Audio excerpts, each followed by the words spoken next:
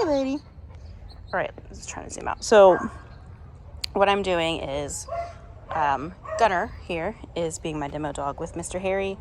Gunner already knows the word out, which I will probably just show you how to help teach that to the dog that Harry's gonna be living with. So I have Harry on a little bit of a prong collar, I have Harry on a prong collar because he was just getting a little too frustrated with the slip lead. When he would get irritated, it kind of like activated his frustration. So now when he gets a little spicy, I just do a little bit of a tap when I tell him no, just to de-escalate the arousal and the frustration. So I'm trying to show him that I have his back. Hey, let's go.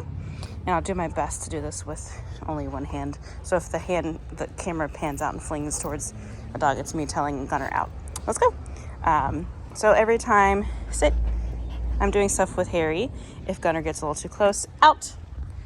I'm asking for space. And I'm going to put myself between the trigger and Harry so that Harry is learning like he doesn't, right there. Like where he doesn't have to kind of create his own space.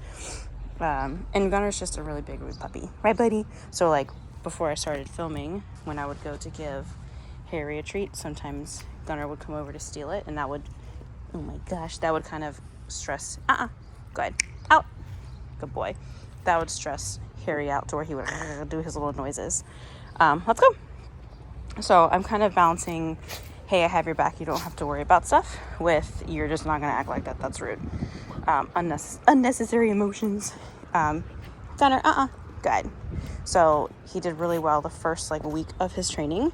And then I think he got tired. He's 9. He's an older guy. And so I think we're dealing with a little bit of health, not necessarily that he's unhealthy, but just from his age, he's a crotchety old guy sometimes, right? It already happens. So helping him deal with his emotions by funneling where I want there to be things allowed and not allowed and so forth. Let's go. Come on. Good boy. Gunner, out. Thank you. And so sometimes I'll just use my leg, get out, just to ask for space. So that Harry feels like he doesn't, again, I'm repeating myself, so that Harry doesn't feel like he has to do that. The nice thing about Gunner is that he knows the words that I'm using. So that might be a little bit of sit, independent exercises with the dog that you guys are going to be living with, so that the dog knows how to kind of move away when you ask it to move away. And then I would have Harry on leash so that we're not just letting him make his own decisions, because I think he needs a little help, right?